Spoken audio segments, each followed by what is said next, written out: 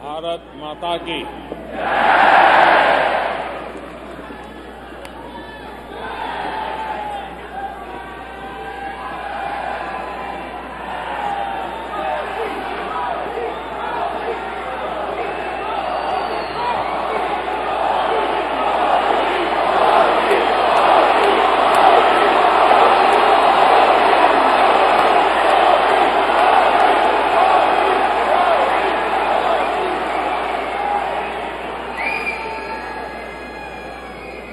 America में बसे हुए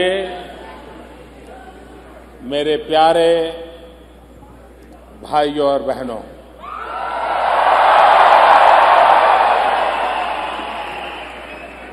आज इस समारोह में विशेष रूप से उपस्थित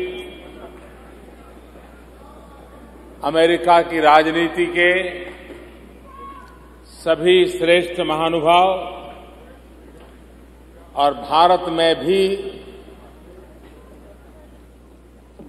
टीवी और इंटरनेट के माध्यम से इस कार्यक्रम को देख रहे हैं सभी भाइयों बहनों, और आज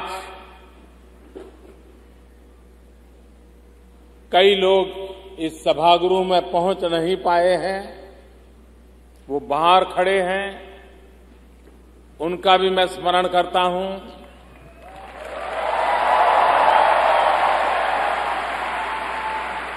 और आप सबको नवरात्रि की बहुत बहुत शुभकामनाएं।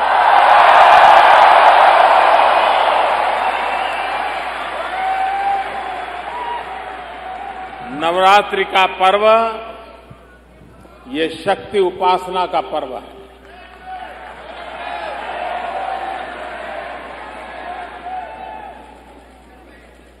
नवरात्रि का पर्व शुद्धिकरण का पर्व है। नवरात्रि का पर्व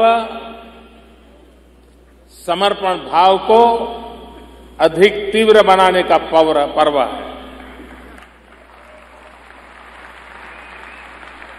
ऐसे पावन पर्व पर मुझे आप सब मिलने का अवसर मिला है। मैं बहुत भाग्यशाली हूं कि मेरे देशवासी जिन्होंने हजारों मील दूर यहां रह करके भारत की इज्जत को बढ़ाया है,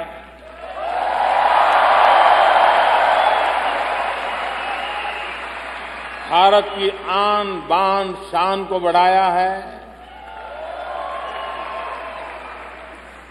वरना एक जमाना था हमारे देश को सांप सपेरों वालों का देश माना जाता था।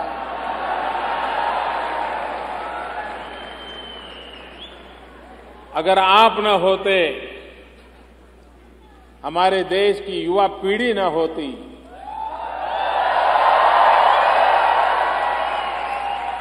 इंफॉर्मेशन टेक्नोलॉजी के क्षेत्र में आप लोगों ने जो कमाल करके दिखाई है, वो न होता तो आज भी दुनिया शायद हमें सांप सपेरों वालों का ही देश मानती। मैं कुछ वर्ष पहले ताइवान गया था। तब तो मैं मुख्यमंत्री नहीं था, प्रधानमंत्री नहीं था, तो एक इंटरप्रेटर मेरे साथ था। कुछ दिन साथ रहने के बाद परिचय हो गया, तो एक दिन मुझे पूछता है कि आपको अगर बुरा न लगे तो मैं आपको एक सवाल पूछना चाहता हूं। मैंने कहा मुझे बुरा नहीं लगेगा, आप पूछिए क्या पूछना चाहते हैं। नहीं, बोले आपको बुरा नहीं लगेगा ना? मैंने कहा नहीं लगेगा, पूछिए। फिर भी वो झिझक रहा था। फिर मुझे कह रहा था कि मैंने सुना है कि भारत में तो काला जादू होता है, ब्लैक मैजिक होता है, सांप सपेरे का देश है, लोग सांप को ही खेल करते रहते हैं, यही है क्या? मैंने कहा नहीं, अब हमारे देश का बहुत डिवैल्यूएशन हो गया है।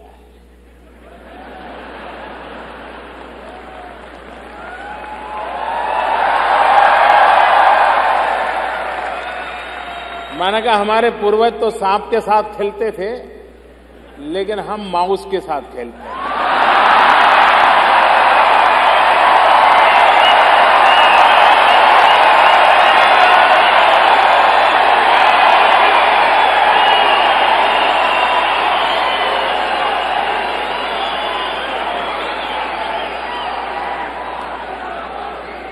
और हमारे नौजवान माउस को घुमाते हैं, सारी दुनिया को डुलाते हैं।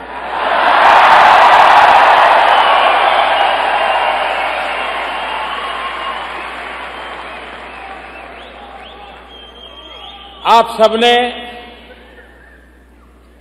अपने व्यवहार के द्वारा, अपने संस्कारों के द्वारा, अपनी क्षमता के द्वारा अमेरिका के अंदर बहुत इज्जत कमाई है।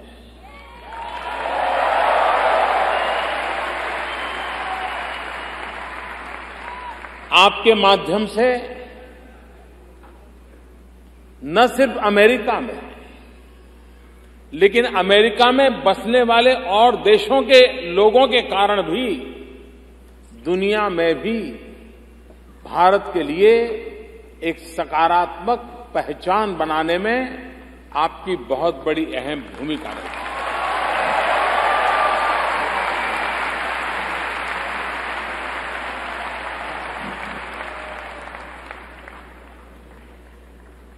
भारत में अभी चुनाव हुए। आप में से बहुत लोग होंगे जिनको चुनाव में मतदान करने का सौभाग्य नहीं मिला होगा, लेकिन आप सभी होंगे जिस दिन नतीजे आए होंगे आप सोए नहीं होंगे।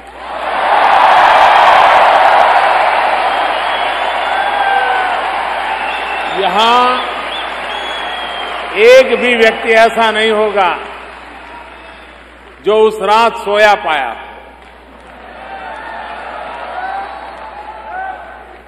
और जितना जश्न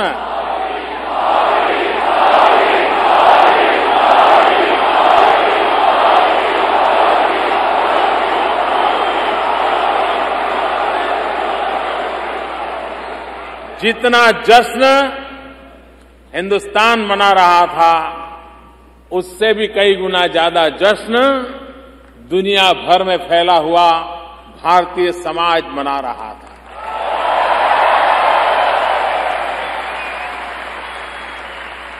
आप में से बहुत सारे लोग भारत के चुनाव अभियान के साथ जुड़े थे, वो आए थे, अपना समय दिया था। मैं उनको मिलकर के थैंक्स भी नहीं कह पाया था। आज मैं सबको थैंक्स कहता हूं, रूबरू आकर के कहता हूं कि आप आए, हिंदुस्तान के गांवों में महीनों तक रहे और भारत के लोकतंत्र में एक अभूतपूर्व विजय की घटना, इसे चरितार्थ करने में आपका योगदान रहा।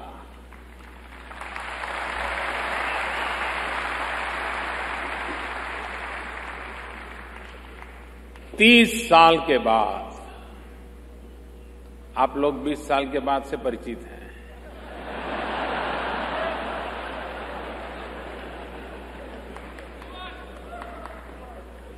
30 साल के बाद पहली बार भारत में पूर्ण बहुमत के साथ सरकार बनी।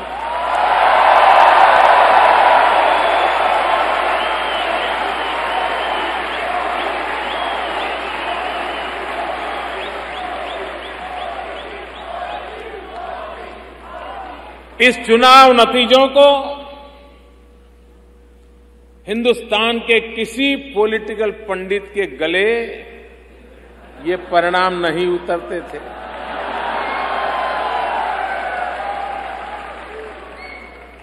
ओपिनियन मेकर्स भी ओपिनियन बनाने में असफल रहे। हिंदुस्तान के गांव, गरीब, अनपढ़ लोगों ने ओपिनियन मेकर का ओपिनियन बना दिया।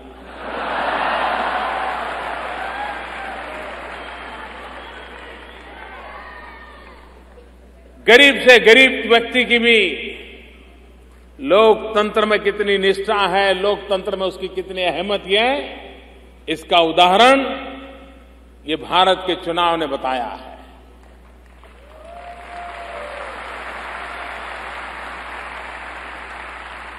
लेकिन चुनाव जीतना वो सिर्फ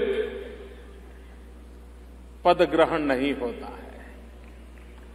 चुनाव जीतना वो किसी कुर्सी पर विराजने का कार्यक्रम नहीं होता है। चुनाव जीतना एक जिम्मेवारी होती है।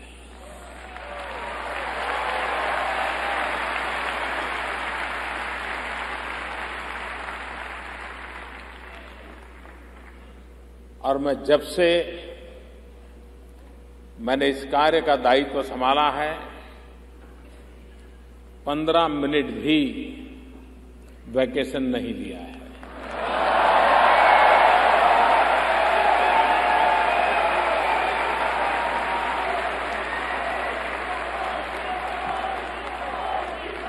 और मैं आपको विश्वास दिलाता हूं, हिंदुस्तान में आपने मुझे जो दायित्व दिया है, देशवासियों ने जो दायित्व दिया है,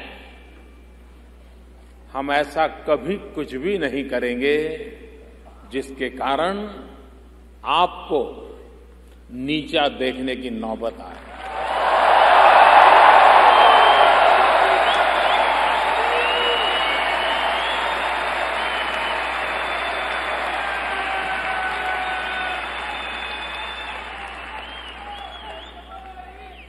हमारे देश में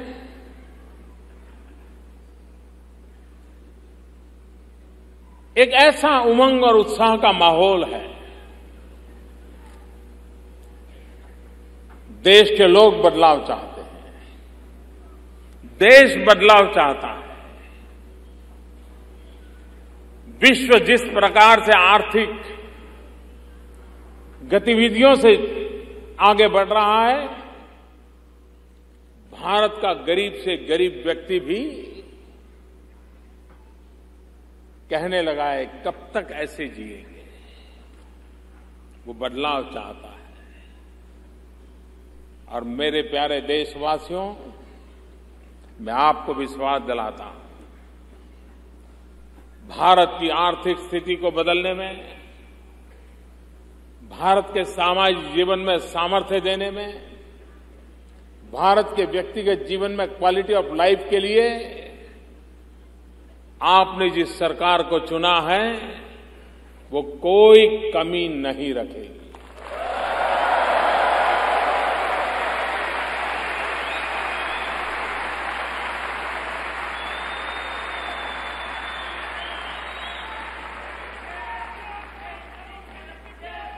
मैं इस बात को भली भांति जानता हूं कि यहां बैठे हुए आप सबके मन में भी भारत से बहुत सारी अपेक्षाएं हैं। भारत के नागरिकों के मन में भी भारत के लिए वर्तमान सरकार से अनेक अनेक अपेक्षाएं हैं। लेकिन मैं विश्वास से कह सकता हूं कि ये सरकार अपने कार्यकाल के दरमियान जन सामान्य की आशा आकांक्षाओं को पूर्ण करने में 100% सफल होगी।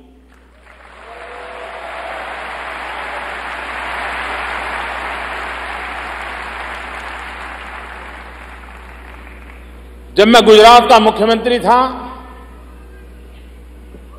तो एक बार मैंने एक कार्यक्रम में कहा था मैंने कहा जिसको हिंदुस्तान वापस आना है जल्दी आइए, देर मत कीजिए।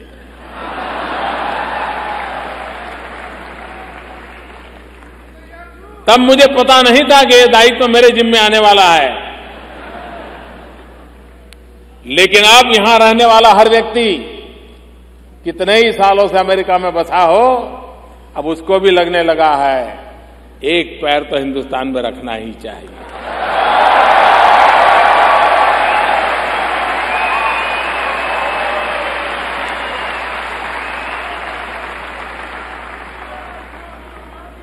मेरे प्यारे देशवासियों, सारा विश्व इस बात में कन्विंस है कि 21वीं सदी एशिया की सदी है।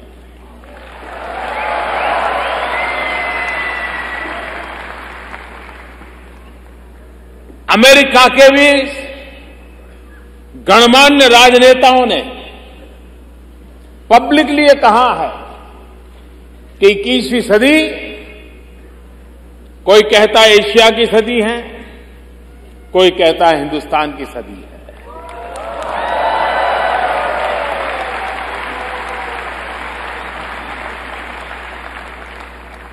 और ये ऐसे ही नहीं कहा जाता। भारत के पास वो सामर्थ्य है, वो संभावनाएं हैं, और अब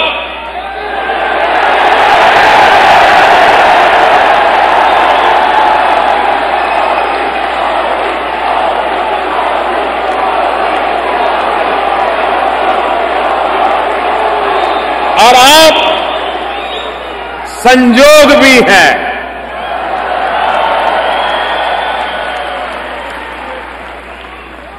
और इसलिए अब कल्पना कीजिए, आज हिंदुस्तान दुनिया का सबसे नौजवान देश है।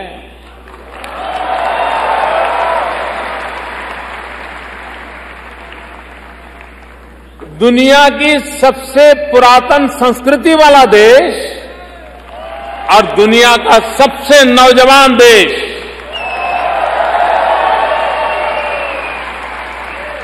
एक ऐसा अद्भुत मिलन है, एक ऐसा अद्भुत संयोग पैदा हुआ है। आज भारत में 65% पॉपुलेशन 35 एज ग्रुप से नीचे है। 35 से कम आयु के 65% जिस देश के पास नौजवान हो, जिसके पास ऐसी सामर्थ्यवान भुजाएं हो, जिसकी उंगलियों में कंप्यूटर के माध्यम से दुनिया से जुड़ने की ताकत पड़ी हो, जिस देश का नौजवान अपने सामर्थ्य से अपना भविष्य बनाने के लिए कृतसंकल्प हो, उस देश को पीछे मुड़ करके देखने की आवश्यकता नहीं।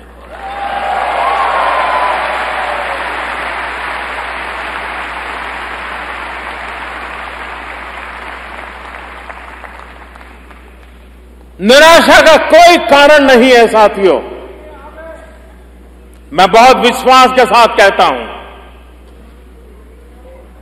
यह देश बहुत तेज गति से आगे बढ़ने वाला है।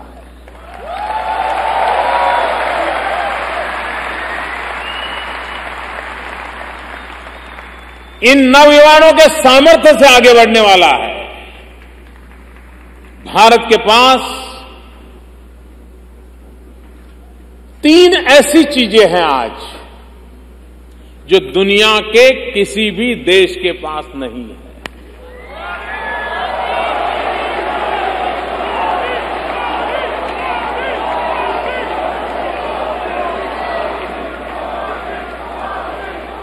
लेकिन हमारा दायित्व तो बनता है कि हमारी इन 3 शक्तियों को हम पहचानें, हमारी इन 3 शक्तियों को विश्व के सामने हम प्रस्तुत करें, हमारी इन 3 शक्तियों को एक दूसरे के साथ जोड़ करके मोबिलाइज करें, तीव्र गति से आगे बढ़े। वो 3 चीजें हैं। जब 125 करोड़ देशवासियों ने आशीर्वाद दे दिया तो वो ईश्वर का ही आशीर्वाद होता है।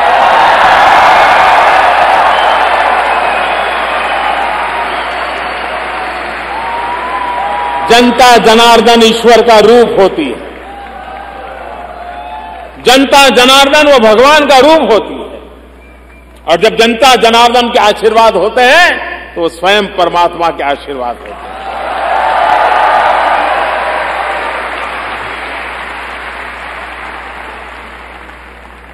वो 3 चीजें जिसके लिए भारत गर्व कर सकता है और जिसके आधार पर भारत आगे बढ़ सकता है। एक, डेमोक्रेसी, लोकतंत्र। ये हमारी सबसे बड़ी ताकत है, सबसे बड़ी पूंजी है। मैं देख रहा था जब चुनाव अभियान, मई महीने की भयंकर गर्मी, बदन पे कपड़े न हो ऐसा गरीब व्यक्ति भी उन जनसभाओं को सुनने के लिए पहुंचता था, उस आशा के साथ पहुंचता था। यही लोकतंत्र है, जिस लोकतंत्र के माध्यम से वो अपनी आशा आकांक्षाओं को पूर्ण कर पाएगा।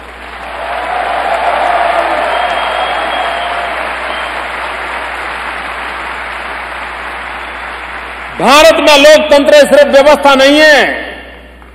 भारत में लोकतंत्र सिर्फ व्यवस्था नहीं है। भारत में लोकतंत्र आस्था है, एक आस्था, एक विश्वास।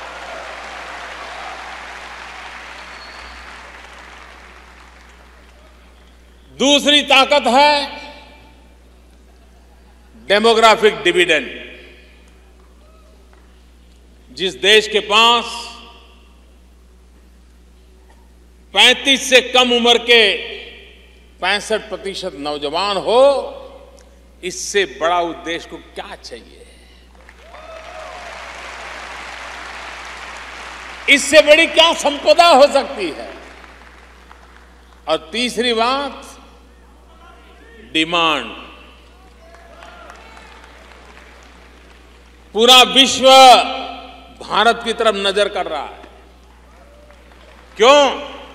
क्योंकि उसे मालूम है 125 करोड़ का देश है, बहुत बड़ा बाजार है, बहुत ज्यादा डिमांड है।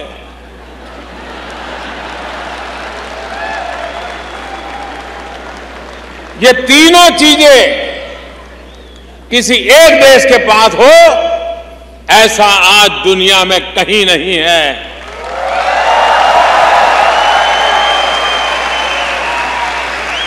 और इसी सामर्थ्य के आधार पर, इसी सामर्थ्य के आधार पर, इसी शक्ति के भरोसे भारत नई ऊंचाइयों को पार करेगा, ये मेरा विश्वास है।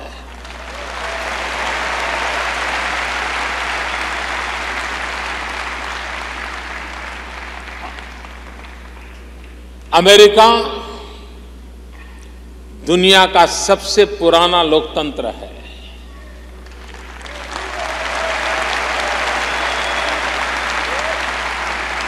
भारत दुनिया का सबसे बड़ा लोकतंत्र है।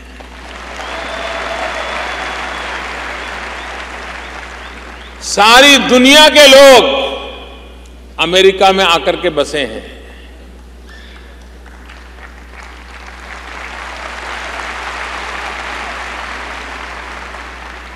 और भारत के लोग सारी दुनिया में जाकर के बसे हैं।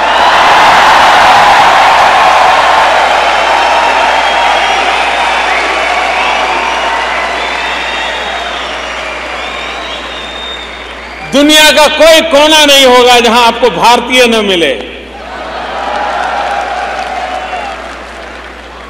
अमेरिका का कोई शहर ऐसा नहीं है जहां दुनिया का कोई नागरिक न मिले। कितनी मिली जुली बातें हैं। और इसलिए भाइयों बहनों, भारत आने वाले दिनों में मेरा स्पष्ट मत रहा है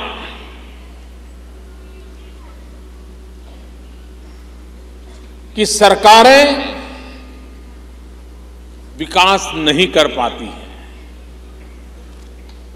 सरकार ज्यादा से ज्यादा अपनी स्कीम लागू कर सकती है, रोड बना लेगी, अस्पताल बना लेगी, स्कूल बना लेगी, उसकी बजट की सीमाएं होती है।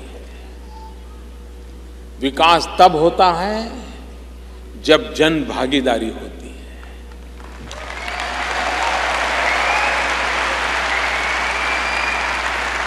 दुर्भाग्य से अब तक हमारे देश में सरकारों ने डेवलपमेंट का ठेका लिया था।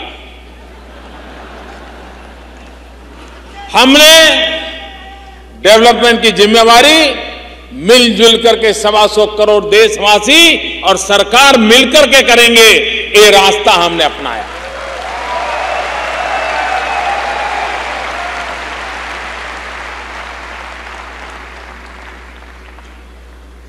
हमारे देश में एक और दिक्कत है, और अगर देश को प्रगति करनी है तो सरकार का दायित्व बनता है गुड गवर्नेंस। आप लोग भी, आपकी क्या शिकायत होती होगी? यही ने साहब एयरपोर्ट पर उतरे थे, ऐसा हुआ।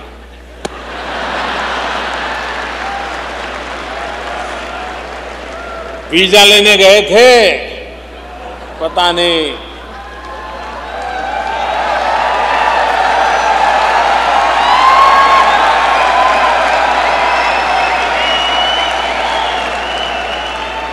भले ही मैं हजारों मील दूर रहता हूं आपसे, लेकिन आपके दर्द को भी भली भांति जानता हूं।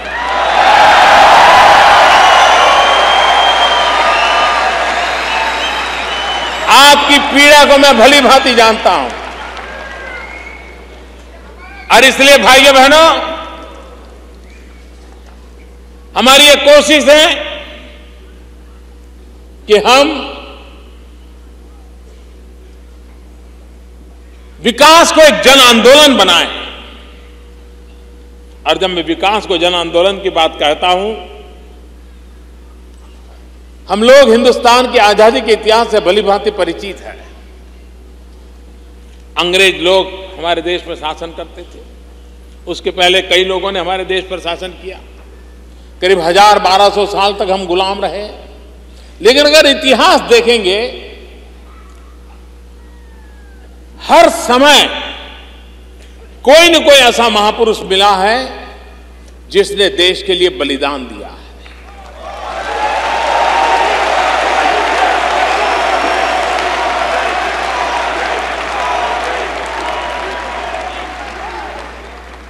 आप सिख परंपरा के सभी गुरुओं के नाम लो, एक के बाद एक देश के लिए कितना बलिदान,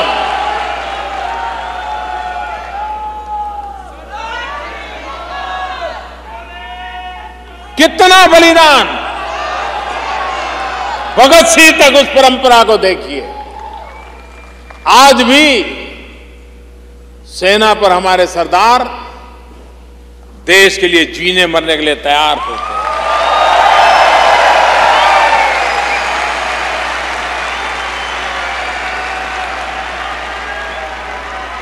हर युग में महापुरुषों ने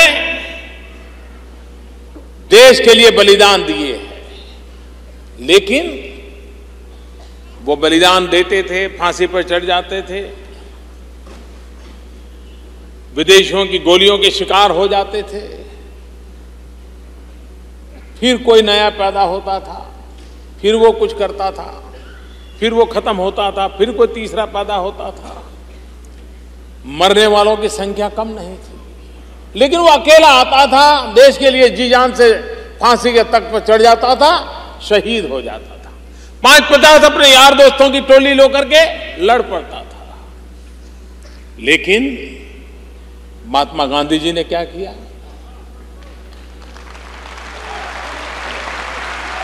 महात्मा गांधी जी ने आजादी को जन आंदोलन बना दिया। कोई खादी पहनता है तो आजादी के लिए पहनता है, कोई किसी बच्चे को पढ़ाता है तो आजादी के लिए पढ़ाता है, कोई किसी भूखे को खाना खिलाता है तो आजादी के लिए खिलाता है, कोई सफाई करता है, झाड़ू लगाता है तो आजादी। उन्होंने हर व्यक्ति को उसकी क्षमता के अनुसार ये दिशा दी, ये सामर्थ्य दिया, और हर हिंदुस्तानी को लगने लगा कि मैं भी आजादी की लड़ाई लड़ रहा हूं। ये महात्मा गांधी का सबसे बड़ा कंट्रीब्यूशन था। आजादी के जंग में पूरे हिंदुस्तान को, हर नागरिक को अपने काम के माध्यम से ही ये मैं देश के लिए करता हूं, ये भाव जगा करके आजादी के आंदोलन को एक नई ताकत दी थी। भाइयों बहनों, जिस प्रकार से आजादी का आंदोलन एक जन आंदोलन था, वैसे ही विकास ये जन आंदोलन बनना जरूरी है। हिंदुस्तान के 125 करोड़ देशवासियों को लगना चाहिए कि मैं बच्चों को अच्छी तरह शिक्षा देता हूं, मैं भले शिक्षक हूं, मैं देश की सेवा कर रहा हूं, मैं प्रधानमंत्री से भी अच्छा काम कर रहा हूं।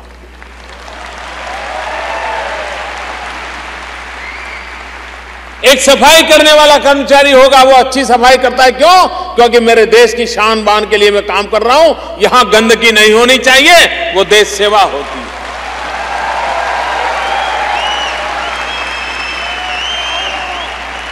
एक डॉक्टर भी गरीब परिवार के मरीज की सेवा करेगा और सेवा भाव से करेगा, गरीब की जिंदगी भी मूल्यवान होती है, तो वो डॉक्टर भी राष्ट्रभक्ति के लिए काम करता है। मेरी कोशिश यह है कि विकास एक जन आंदोलन बने, 125 करोड़ देशवासी एक विकास के जन आंदोलन का हिस्सा बने, और हर कोई जो भी करता है मैं देश के लिए करता हूं, मैं ऐसा कोई काम नहीं करूंगा जिसके कारण मेरा देश को नुकसान हो, ये भाव मुझे जगाना है।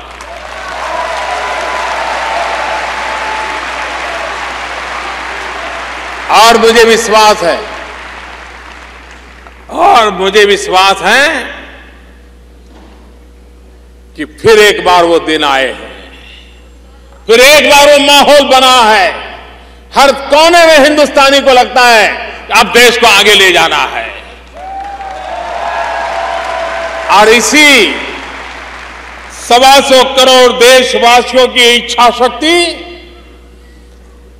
यही मेरा संबल है, यही मेरी ताकत है, इसी पर मेरा भरोसा है, जिसके कारण 21वीं सदी का नेतृत्व हिंदुस्तान करने की पूरी संभावना है।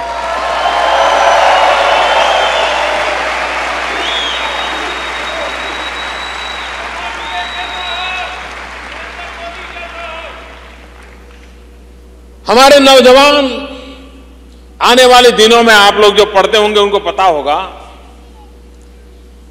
2020 के समय आते आते दुनिया में इतनी बड़ी मात्रा में वर्कफोर्स की जरूरत पड़ने वाली है, उनके यहां सब बूढ़े बूढ़े बूढ़े लोग होंगे। दुनिया के पास काम करने वाले लोग नहीं होंगे। हम पूरी दुनिया को वर्कफोर्स सप्लाई कर पाएंगे।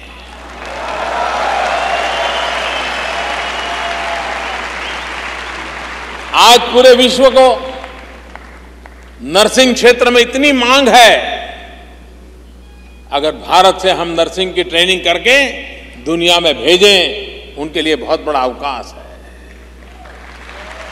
आज विश्व को टीचर्स की मांग है, मैथ्स और साइंस के टीचर नहीं मिल रहे।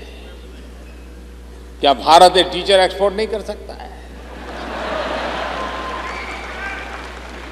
जिस देश के पास नौजवान हो, उन नौजवानों की क्षमता बढ़ा करके विश्व में जिस प्रकार के मैन पावर की जरूरत है, भारत अपनी युवा शक्ति के माध्यम से दुनिया में छा जा सकने की ताकत रखता है, दुनिया में अपनी जगह बनाने की ताकत रखता है।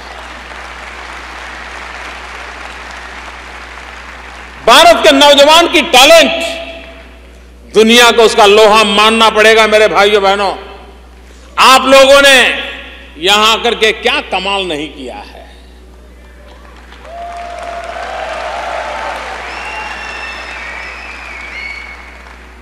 आखिरकार जो अनाज खा करके आप आए हैं, जो अनाज पानी पी करके आप आए हैं, वही तो अनाज पानी हम भी तो खा रहे हैं। अगर आप कर सकते तो हम क्यों नहीं कर सकते? हम भी कर सकते हैं। टैलेंट देखिए इस देश की। आपको अहमदाबाद में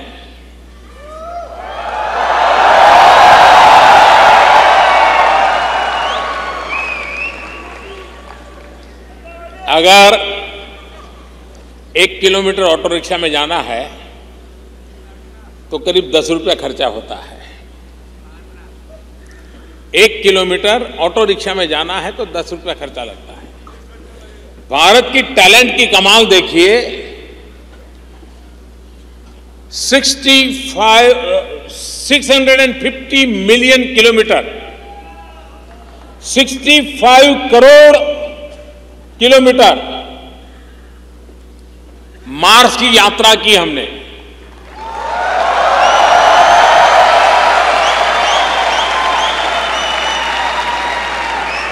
और सारा इंडिजीनियस छोटे छोटे कारखानों में पुर्जे बने थे, उसको इकट्ठा कर करके मार्स का प्रयोग किया गया।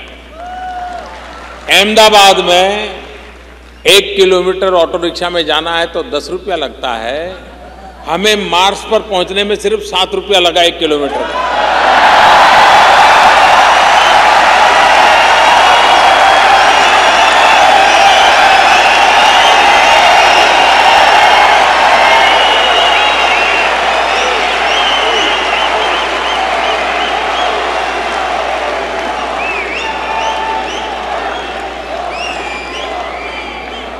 ₹7 में 1 किलोमीटर, ये हमारी टैलेंट नहीं है तो क्या है? ये हमारे नौजवानों का सामर्थ्य नहीं है तो क्या है? इतना ही नहीं, दुनिया में हिंदुस्तान पहला देश है जो पहले ही प्रयास में मार्स पर पहुंचने में सफल हुआ।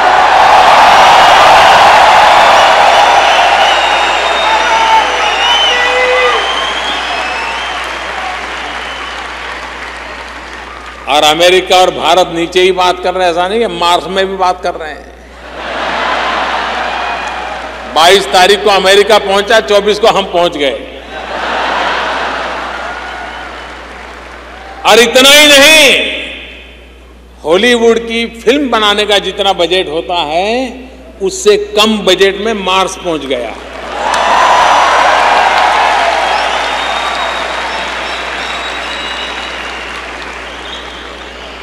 जिस देश के पास ये टैलेंट हो, जिस देश के पास ये सामर्थ्य हो, वो देश कई नई ऊंचाइयों को पार कर सकता है। और उसको पार करने के लिए हमने एक बीड़ा उठाया है, स्किल डेवलपमेंट।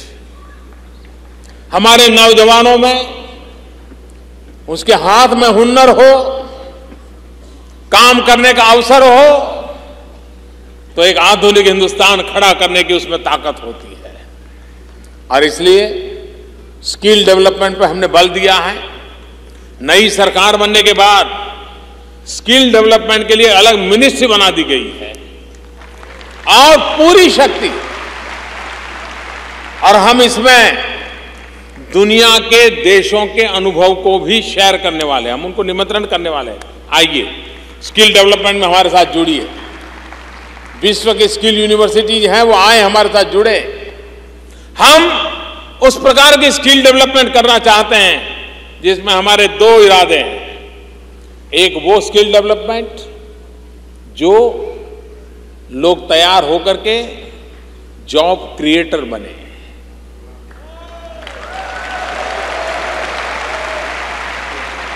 दूसरा वो जिनकी जॉब क्रिएटर बनने की संभावना नहीं है, लेकिन जो जॉब पाने के लिए पहली पसंद में पसंद हो जाए, उस प्रकार का वो नौजवान तैयार है।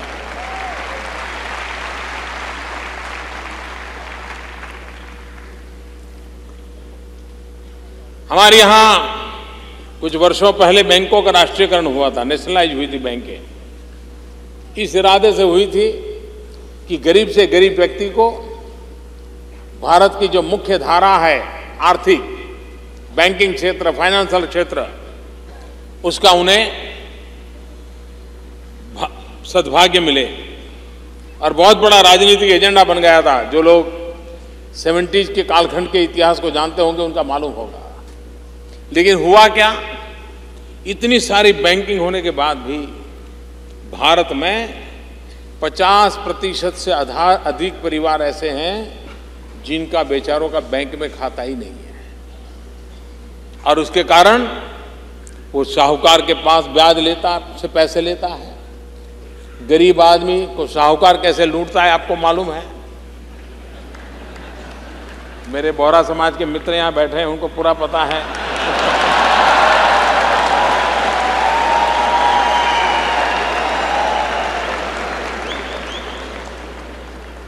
साहूकार के पास इतना ब्याज देते देते वो बेचारा भर नहीं पाता है, आखिरकार आत्महत्या करने के कगार पे आ जाता है। क्या सरकार का धन गरीब के लिए काम नहीं आना चाहिए? क्या सरकारी खजाना गरीबों की भलाई के लिए नहीं उपयोग होना चाहिए? क्या सरकारी खजाना सिर्फ अमीरों के लिए होना चाहिए? और इसलिए हमने एक आते ही प्रधानमंत्री जन धन योजना को लॉन्च किया। और मैं आज बड़े गर्व के साथ कहता हूं, सरकार चलती है। इसका सबूत क्या?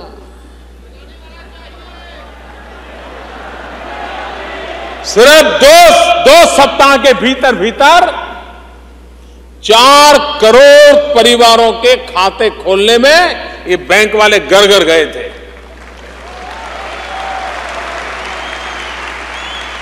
आपने कभी सोचा है कि बैंक वाला आपके घर आए? पोस्ट वाला तो आता है बेचारा, बैंक वाला कभी नहीं आता है। स्थिति बदली जा सकती है, लोगों को मोटिवेट किया जा सकता है और परिणाम प्राप्त किया जा सकता है। और हमने ये कहा था कि 0 बैलेंस से हम अकाउंट खोलेंगे। लेकिन मेरे देश के नागरिकों की ईमानदारी देखिए।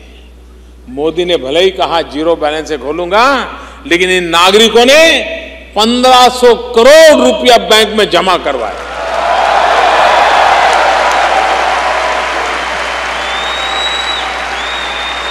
मुद्दा यह बात का है कि गरीब से गरीब व्यक्ति भी देश में विकास में अपनी भागीदारी को किस प्रकार से करता है, इसका ये जीता जागता उदाहरण है। यही चीजें हैं जो बदलाव लाती है। हम सब, भारत के पास बहुत संभावना है। मैंने अभी एक कार्यक्रम लॉन्च किया है और पूरे विश्व को निमंत्रण देता हूं। मैं यहां बैठे हुए आपको भी निमंत्रण देता हूं। और मेरा निमंत्रण इस बात के लिए है, मेक इन इंडिया।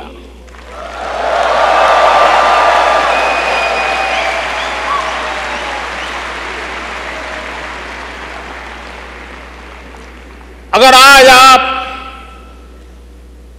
आपको ह्यूमन रिसोर्स चाहिए, आपको इफेक्टिव गवर्नेंस चाहिए, अगर आपको लो कॉस्ट प्रोडक्शन चाहिए, तो भारत से बड़ी कोई अवसर की जगह नहीं हो सकती भाइयों।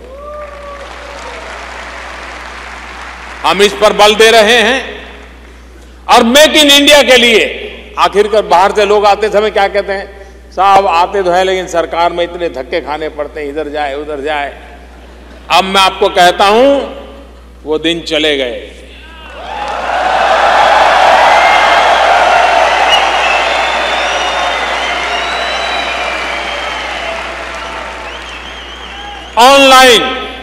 ऑनलाइन सारी व्यवस्था। और ये मेक इंडिया कैंपेन तो आप अपने मोबाइल फोन पर से सरकार से जुड़ सकते हो, यहां तक उसको डेवलप किया है।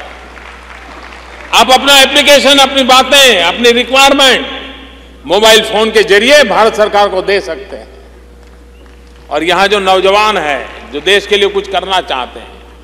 यहां जो पहली पीढ़ी के लोग आए, बुजुर्ग लोग आए, जिनके मन में है देश के लिए कुछ करना है, उनसे मैं आग्रह करता हूं कि मेरी एक वेबसाइट है mygov.in।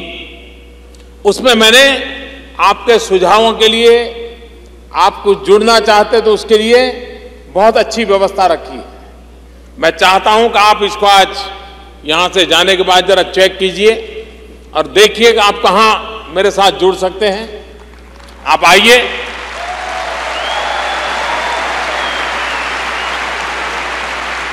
भारत का भाग्य बदलने के लिए हम सबकी इच्छा है, आप उसके साथ जुड़िए। टेक्नोलॉजी का सर्वाधिक उपयोग करके हम अपनी ताकत का परिचय कर सकते हैं, हम अपनी ताकत का कंट्रीब्यूशन भी कर सकते हैं। तो make in India, ease of business, हमारे यहां पहले जो सरकारें थी वो इस बात का गर्व करती थी कि हमने ये कानून बनाया, हमने वो कानून बनाया, हमने ठीकना कानून बनाया, हमने फलाना कानून बनाया। आपने पूरे चुनाव के कैंपेन में देखा होगा, यही बात चलती थी, हमने ये कानून बनाया, हमने वो कानून बनाया। मैंने काम दूसरा शुरू किया है। मैंने कानून जितने पुराने हैं, बेकार है, सबको खत्म करने का शुरू किया।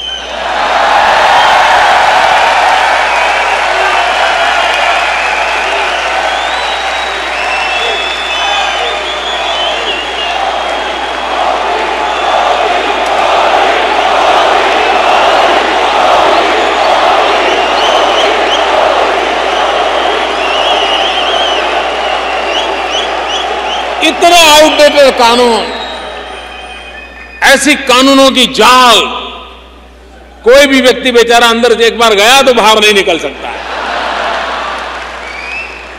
मैंने स्पेशली एक एक्सपर्ट लोगों की कमेटी बनाई है, उनको कहा है निकालो।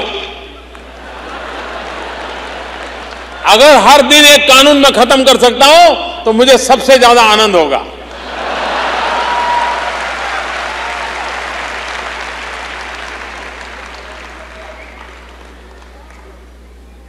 अगर गुड गवर्नेंस की मैं बात करता हूं तो गवर्नेंस इजी हो, गवर्नेंस इफेक्टिव हो और गवर्नेंस जन सामान्य की आशा आकांक्षाओं की पूर्ति के लिए होना चाहिए, उस पर हम बल दे रहे हैं। आपने अखबारों में पढ़ा होगा, अखबारों में छपता था कि आजकल दिल्ली में सरकारी अफसर समय पे पहुंचते हैं।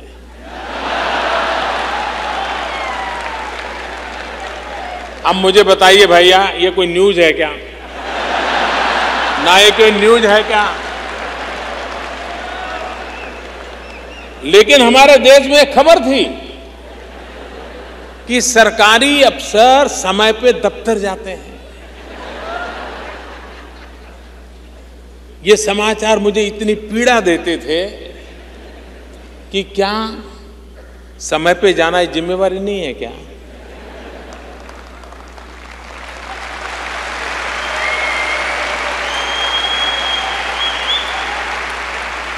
ये कोई खबर होती है क्या?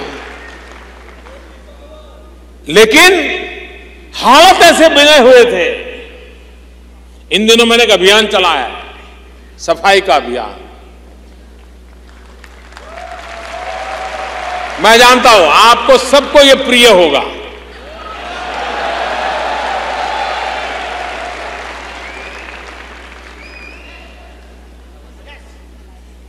लोगों को लगेगा कि प्रधानमंत्री को तो कितने बड़े बड़े काम करने चाहिए। ये काम ये कोई प्रधानमंत्री को करने वाले काम है?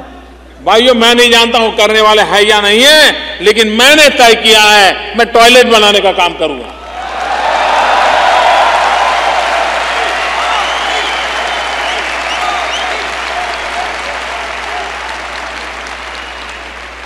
कभी कभी लोग मुझे पूछते हैं, मोदी जी बड़ा विजन बताओ ना, बड़ा विजन।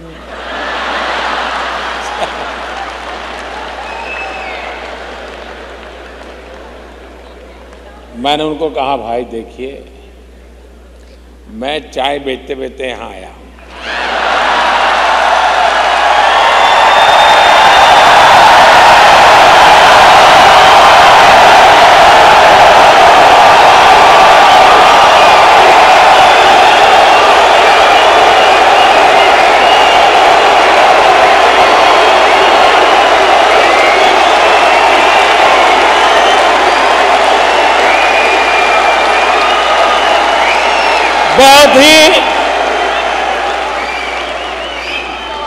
मैं एक बहुत ही छोटा इंसान हूं, मैं बहुत ही सामान्य इंसान हूं।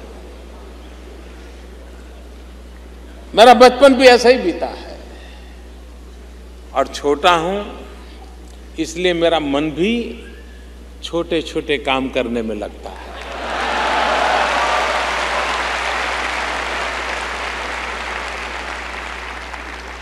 और छोटे छोटे लोगों के लिए काम करने में मेरा मन लगता है।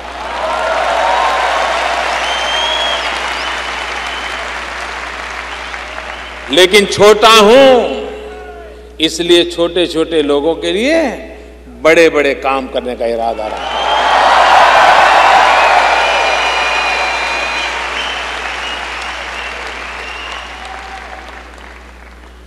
आप देखिए, हमारे देश में गंगा, आप मुझे बताइए, आप में से कोई ऐसा होगा जिसके मन की इच्छा नहीं होगी कि अपने माँ बाप को कभी न कभी तो गंगा स्नान के लिए ले जाऊं? हर एक के मन की इच्छा रही होगी। लेकिन जब पढ़ता है कि गंगा इतनी मैली हो गई है, तो उसको लगता है क्या करें। आप मुझे बताइए भैया, हमारी गंगा शुद्ध होनी चाहिए कि नहीं होनी चाहिए? गंगा साफ होनी चाहिए कि नहीं होनी चाहिए? गंगा सफाई में सारे देशवासियों ने मुझे मदद करनी चाहिए कि नहीं करनी चाहिए? आप लोगों ने भी गंगा सफाई में मेरी मदद करनी है कि नहीं करनी है? पक्का करोगे? भाइयों बहनों,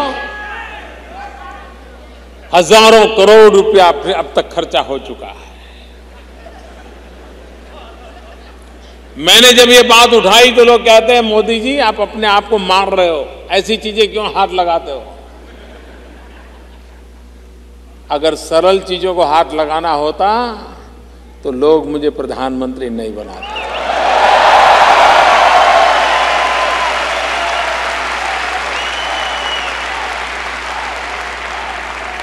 मुश्किल कामों को हाथ लगाने के लिए तो मुझे बनाया है। और मेरी 125 करोड़ देशवासियों की गंगा के प्रति जो आस्था है, उस आस्था में मेरी भी आस्था है।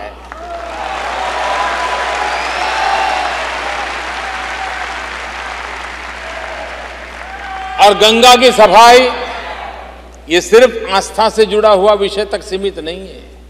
आज दुनिया में क्लाइमेट को लेकर के जितनी चिंता होती है, पर्यावरण को लेकर के जितनी चिंता होती है,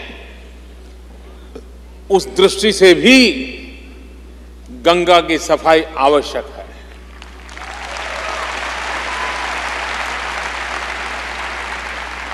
इतना ही नहीं,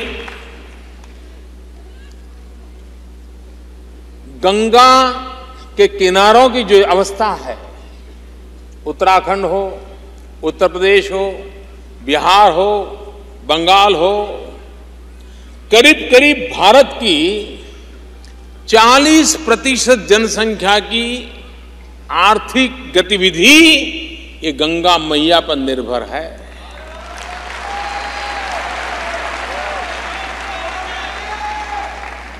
अगर वो गंगा फिर से प्राणवान बनती है, वो गंगा सामर्थ्यवान बनती है, तो मेरे सारी 40% जनसंख्या वहां का किसान होगा, वहां का कारीगर होगा, उनके जिंदगी में बदलाव आएगा। और इसलिए एक प्रकार से एक बहुत बड़ा इकोनॉमिक एजेंडा भी है ये।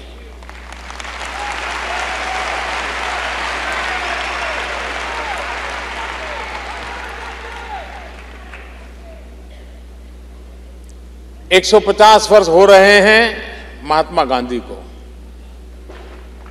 2019 में महात्मा गांधी की 150वीं जयंती आ रही है। महात्मा गांधी ने हमें आजादी दी।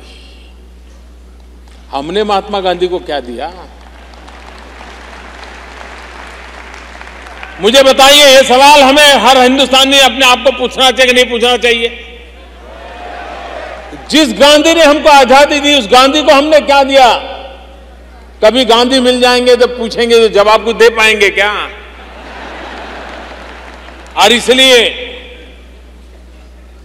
2019 में जब महात्मा गांधी के 150 हो, तब पूरा भारत ये संकल्प करे, हम महात्मा गांधी को जो सबसे प्रिय जो चीजें थी, एक उनको प्रिय था हिंदुस्तान की आजादी,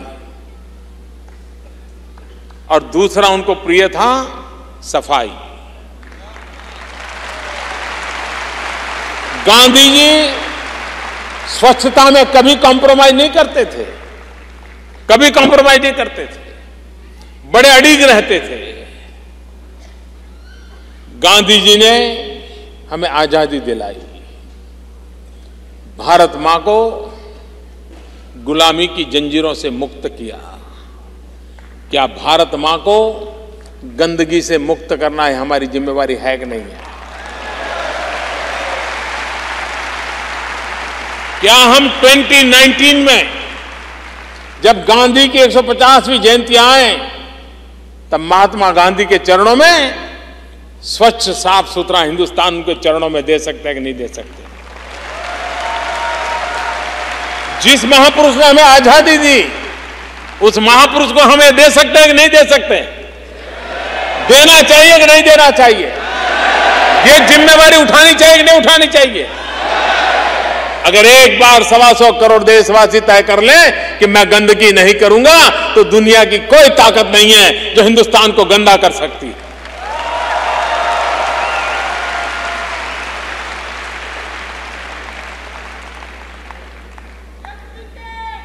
(2022) में हमारी आजादी के 75 साल होंगे। हमारे यहां जब 75 साल होते हैं जीवन में, बड़ा महत्वमय होता है।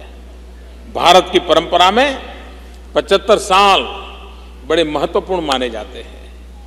आजादी के 75 साल कैसे मनाए जाएं? अभी से तैयारी क्यों ना करें? हमारे मन में एक सपना है, और आप सबके आशीर्वाद से वो सपना पूरा होगा। मेरे मन में सपना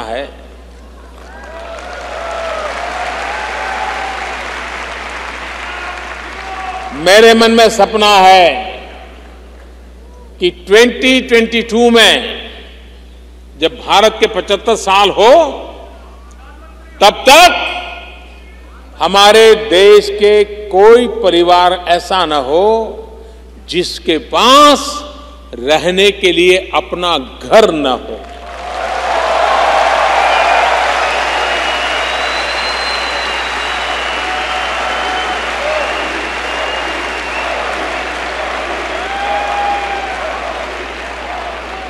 ये ऐसी छोटी छोटी बातें मैं आपको बता रहा हूं, लेकिन यही छोटी छोटी बातें हैं जो भारत का भाग्य बदलने वाली हैं।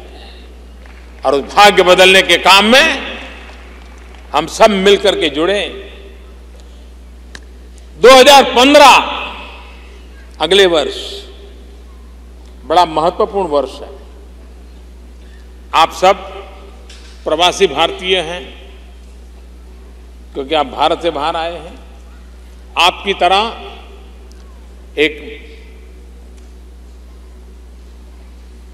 M.K. गांधी भी, मोहनलाल करमचंद गांधी, ये भी प्रवासी भारतीय थे।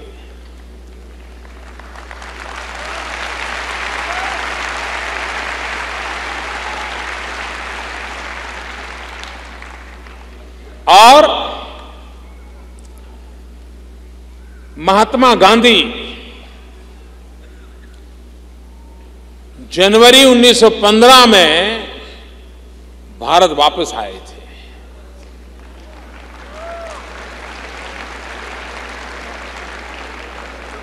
जनवरी 2015 गांधी के भारत आने को 100 साल हो रहे हैं।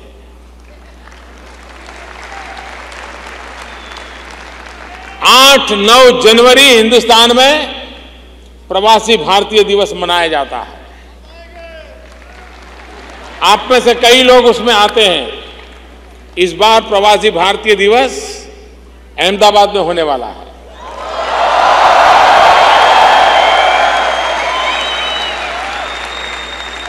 और महात्मा गांधी के भारत वापिस आने को शताब्दी हो रही है। और इसलिए हर प्रवासी भारतीय जो कि हिंदुस्तान से बाहर गया है, महात्मा गांधी विदेश गए, बैरिस्टर बने, सुख वैभव की पूरी संभावनाएं थी, लेकिन देश के लिए जीना पसंद किया। मैं आपसे अनुरोध करता हूं, उन सबसे प्रेरणा लेकर के आइए हम भी अपने वतन का, अपनी मातृभूमि का, जिस धरती पर हमें उसका कर्ज चुकाने के लिए अपनी तरफ से कोई न कोई प्रयास करें, अपने हिसाब से कोई न कोई कोशिश करें। कुछ बातें मुझे कहनी है आप लोगों से। प्रधानमंत्री बनने के बाद कुछ चीजें मेरे कान पे आई हैं, उसको ध्यान में रखते हुए कुछ बातें मैं कहना चाहता हूं। एक तो पीआईओ कार्ड होल्डर जो हैं,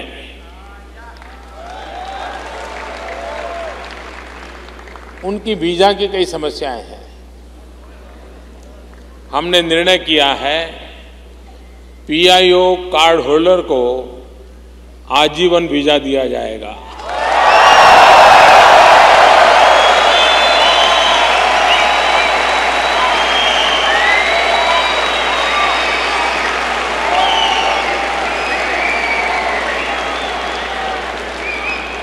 खुश?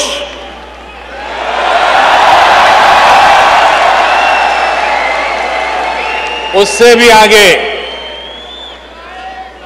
जो लंबे समय तक हिंदुस्तान रहते हैं उनको पुलिस थाने जाना पड़ता है। अब उनको पुलिस थाने जाना नहीं पड़ेगा।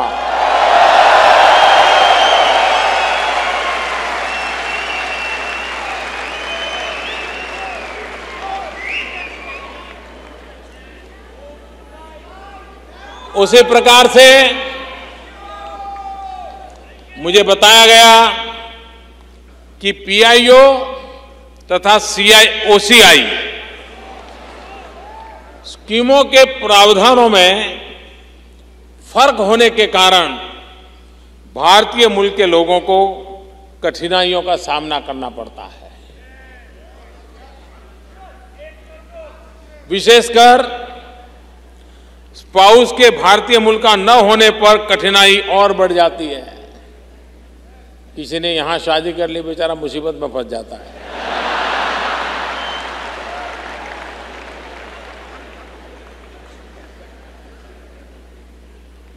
मेरे साथियों, मैं आपको खुशखबरी देता हूं कि कुछ ही महीनों में हम पीआईओ तथा ओसीआई स्कीम्स को मिलाकर के एक बना देंगे।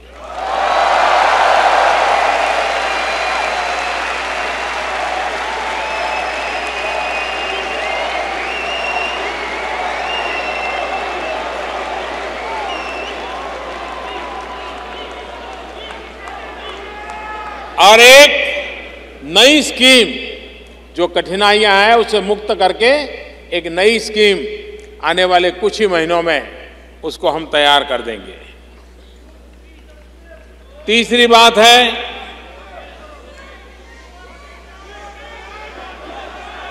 अभी इंतजार कीजिए, मैं बोल रहा हूं।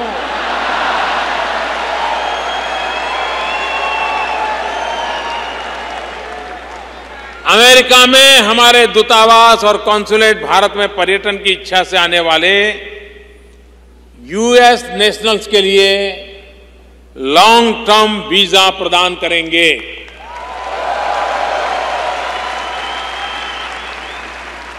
चौथी बात, बिना किसी कठिनाई के अमेरिकी टूरिस्ट भारत की यात्रा कर सके, इसके लिए हमने इलेक्ट्रॉनिक ट्रैवल ऑथोराइजेशन तथा वीजा ऑन अराइवल की सुविधा को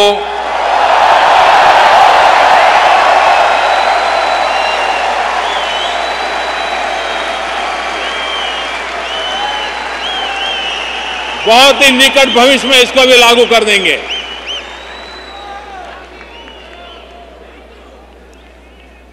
इन चीजों को सुनिश्चित करने के लिए सेवाएं स्पीड भी बढ़े, और यहां भारतीयों की संख्या भी बहुत है। अब धन की इतनी मात्रा है कि हर छोटे मोटे काम में लोग आते जाते रहते हैं, और जो आउटसोर्सिंग सर्विस है वो कम पड़ जाती है। और इसलिए हमने कहा है कि आउटसोर्सिंग जो सर्विसेज हैं उसका दायरा बढ़ाया जाएगा, ताकि आपको ज़्यादा समय न जाए, ज़्यादा कठिनाइयां न हो, और सरलता से आपको वीज़ा प्राप्त हो। ये साफ साफ हमने कहा है, और मुझे विश्वास है कि आपकी जो कठिनाइयां मेरे ध्यान में आई थी, मैंने यहाँ आने से पहले ही इस विषय में विस्तार से निर्णय करके इन चीज़ों को पूरा किया है। आप इतनी बड़ी मात्रा में आए, नवरात्रि के पवित्र त्योहार पर आए, और मैं भी बोलता ही चला जा रहा हूं घड़ी की ओर।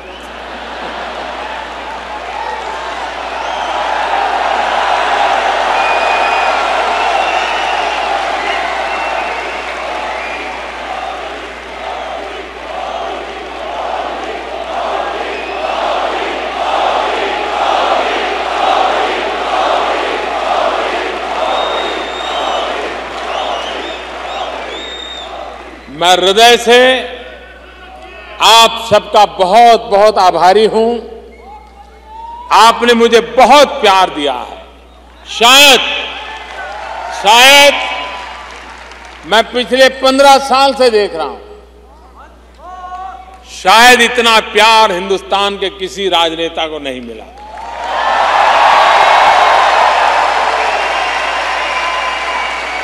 मैं आपका बहुत आभारी हूं, और मैं एक कर्ज चुकाऊंगा। ये कर्ज चुकाऊंगा, आपके सपनों का भारत बना करके कर्ज चुकाऊंगा।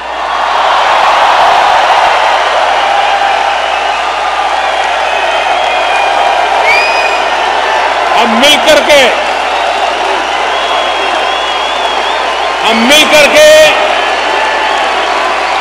भारत मां की सेवा करें।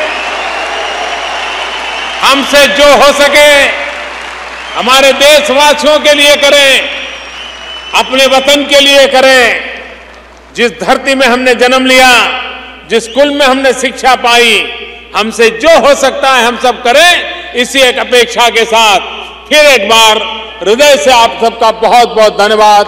भारत माता की, भारत माता की, भारत माता की। दोनों मुट्ठी बंद करके पूरी ताकत से बुलाइए। अरे उपवास मेरे हैं, आपके थोड़े हैं।